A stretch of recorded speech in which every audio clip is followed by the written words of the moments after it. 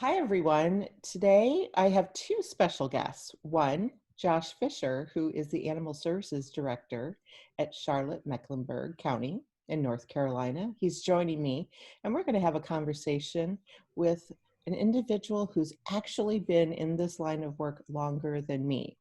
That's 25 years. That's a long time. Our guest today started his career in 1993 working as a veterinary technician, which then led him to a job at the Humane Society of North Texas in 1995. He was then the director of shelter operations and then went on to work for the cities of Lubbock and the city of Bedford, where his agency was named Texas Animal Care and Control Association's Animal Welfare Agency of the Year.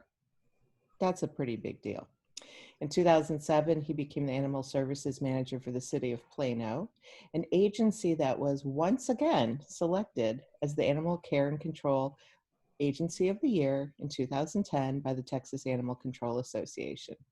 So please join Josh and me in welcoming Jamey Cantrell. Hi, Jamey. How are you?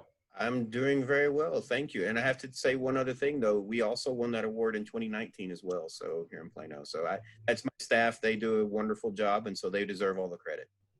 That's fantastic. That's really impressive. And I think what's really amazing about it too is when I was reading about you, you walked into situations where you didn't necessarily have the best resources and had to, make some tough decisions to get that award. So that's got to be very gratifying.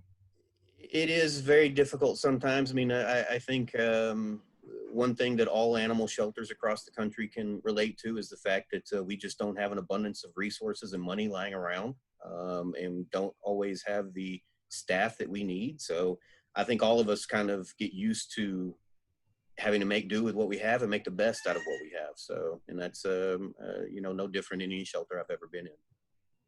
Well, tell us about your team right now. You guys, just like everyone else across the country, have been grappling with COVID-19 and how it's affecting communities. What's it been like for you and your team there in Texas? It is, it's been a little surreal, honestly. I mean, it's something that we never really, I don't think anybody could have predicted it. So it definitely was unusual once it started happening. We were following just like everybody else was, and we were seeing the disease progress in faster in other parts of the country and hadn't really got here yet. And then it was all of a sudden it was like, okay, we're shutting everything down. And, I talked to my city manager and I'm like, we can't just shut down. That's not what we do. I mean, we still need to be able to have the ability to get pets back home, back where they belong.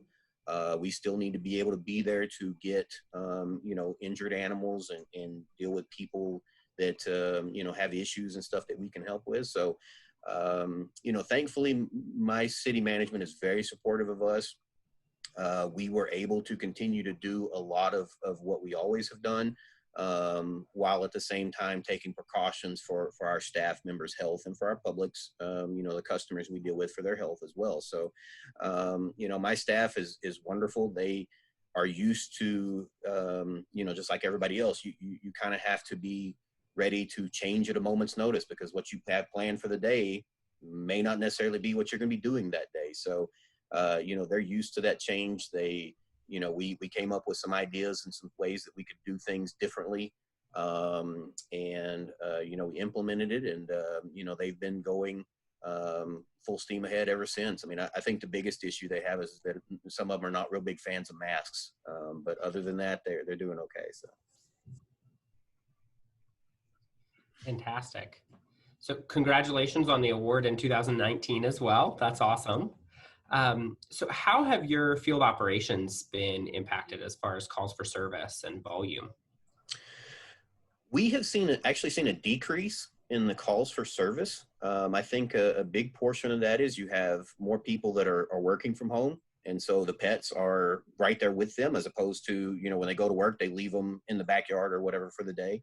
So we have seen a decrease in those calls. We also, one of the things that we do a little differently, we don't provide traps for any reason in our city. If someone wants sees or perceives a wild animal to be a nuisance, it's up to them to get their own trap. We will service the trap and we'll remove those animals for them. But what we told them is that until we figured out what was going on with this pandemic, we were going to cease trapping operations. So they were told, unless it was a wild animal inside of a house, they didn't set a trap for it. If it's just out in the backyard or whatever, it's fine, leave it alone. And so that helped reduce our call volume as well. We just tried to create efficiencies to where we could focus our staff on being able to care for the animals in the shelter in a responsible way, because we had to shut down our volunteer program, and that was a big boost to us. Our volunteers last year donated about 24,000 hours. So that really, when you take that number of people away, coming in and helping the animals, getting them out, walking them every day, stuff like that, it makes an impact. So we were trying to focus our staff on being able to take care of those animals in the shelter.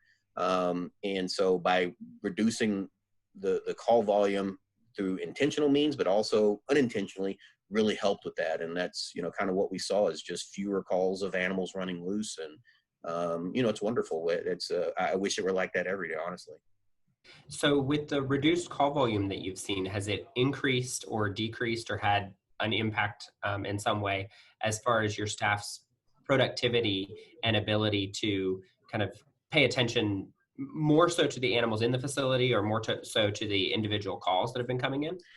It does give them that ability to be able to spend a little more time on a call out in the field. Now, we also implemented when they're out in the field, they don't have personal contact with a person.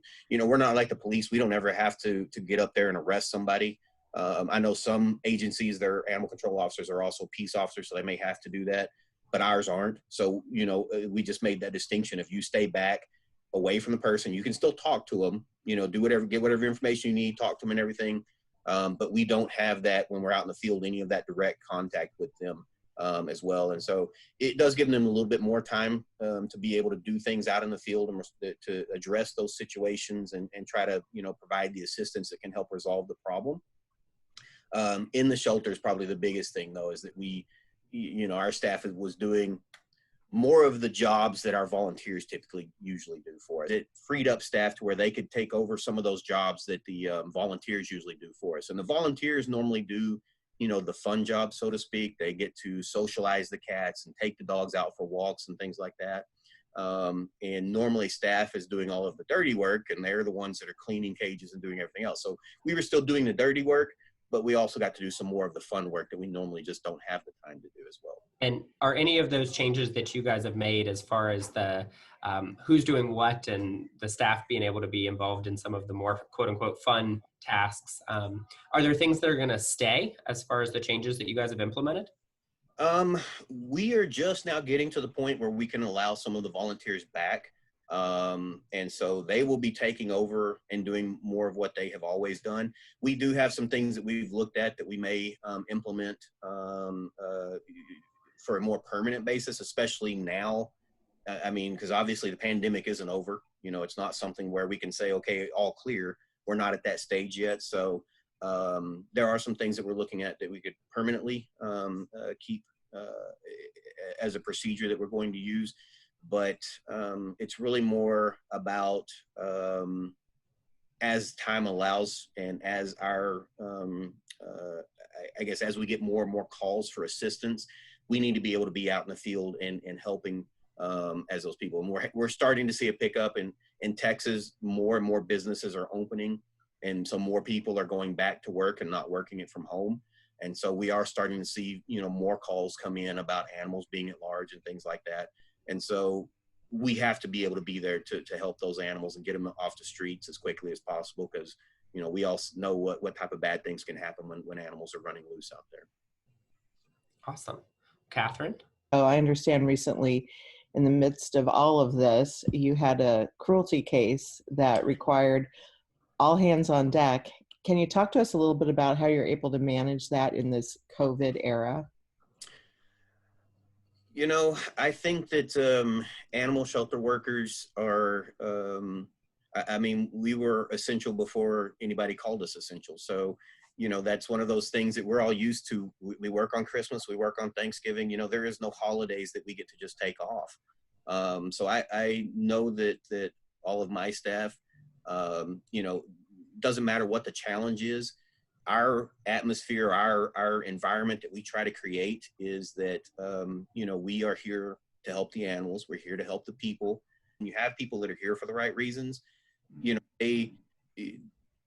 They love whenever I say, hey, good job. But really it's more about whenever we have success handling something that was difficult and they're able to do something that makes a difference in, an animal's life. And so they're able to focus on that far more than anything else.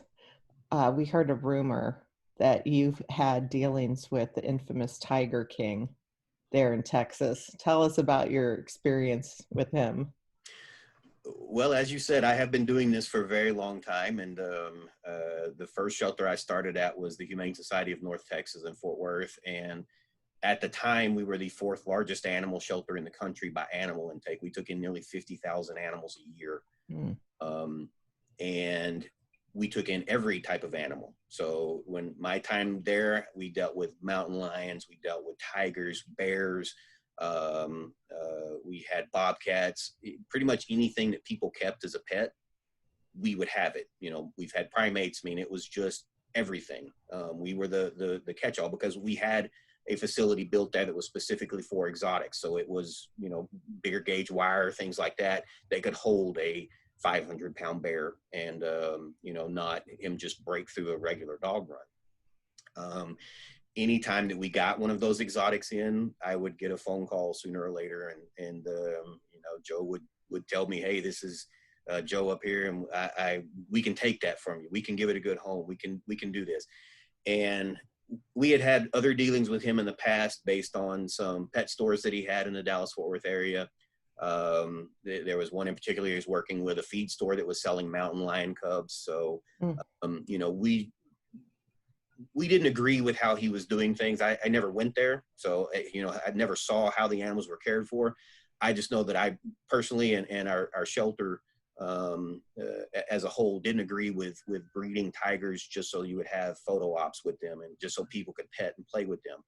We were very much anti-breeding of dogs and cats as well. So, it makes sense that tigers the same way. The tigers, it's not like there isn't an overabundance of them, especially in Texas. I mean, we have more tigers probably than there are in the wild left now. So, it is something that is one of the things that we have to deal with a lot in this part of the country. But he was always been an interesting character. I can say that.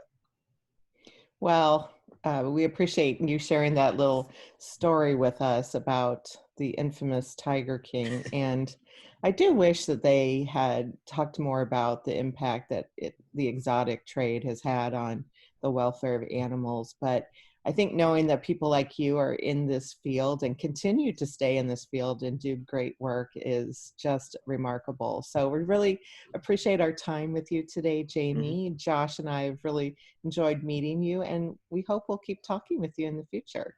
I would love that. It's a pleasure to meet you, Jamey. It was nice to meet both of you.